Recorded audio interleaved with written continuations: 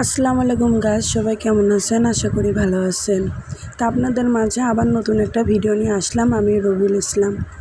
তো আপনারা দেখতেছেন আমি একটা ইলিশ মাছ পরিষ্কার করে নিয়েছি, কয়েকটা বেগুন কেটে নিয়েছি, হলুদের গুঁড়া, মরিচের গুঁড়া, লবণ এগুলো মশলা দিয়ে আমি সুন্দর করে মাছটাকে মিক্স করতেছি।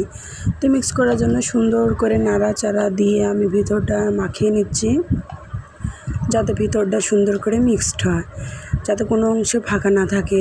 আমি সুন্দর করে কাটিয়ে নিয়ে ভিতরে মশলাটা সুন্দর করে মিক্স করে নিয়ে রেখে দিলাম।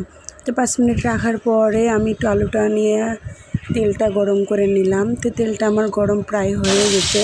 তেলটা গরম হওয়ার পরে মাছটা আমি দিয়ে দিলাম। তো মাছটা দিয়ে আস্তে আস্তে জালটা দিয়ে দিয়েছি, নাড়াচাড়া দিয়ে আশেপাশে দিয়ে বেগুনটা দিয়ে দিয়েছি। জানি না কেমন হবে ভিডিওটা, জানি না কথা বলা কেমন হবে। তো আমরা এই ভিডিওটা নিয়ে আসছি। আপনাদের পছন্দ হলে আপনারা দেখবেন, শেয়ার করবেন, করে জানাবেন যে কেমন হয়েছে ভিডিওটা।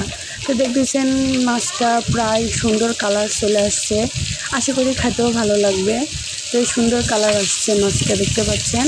তো প্রায় আমার ভাজা শেষ, সাথে বেগুনটা ভাজা হয়ে গেছে, মাছটাও সুন্দর হয়েছে, আশা করি খুব সুন্দর হবে। জানি না কেমন হয়েছে রান্না, তো খায়া দেখবো যে কেমন হয়েছে। আপনারাও খায়া বলবেন যে কেমন হয়েছে, পুড়িয়ে গেল নাকি এটাও তো বুঝতে পারতেছি না।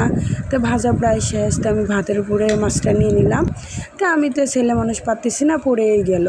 তো আমি খায়া দেখলাম যে কেমন হয়েছে। ইনশাল্লাহ ভালো হয়েছে। তার সাথে কাঁচামরিচা নিলাম, পানি লাগলে আপনারা এগিয়ে দিন। তো আশা করি মনে ভালোই হয়েছে। সবাই লাইক, কমেন্ট, শেয়ার করে দিবেন। জানি না কেমন হয়েছে। বিসমিল্লাহ, ভালোই হয়েছে।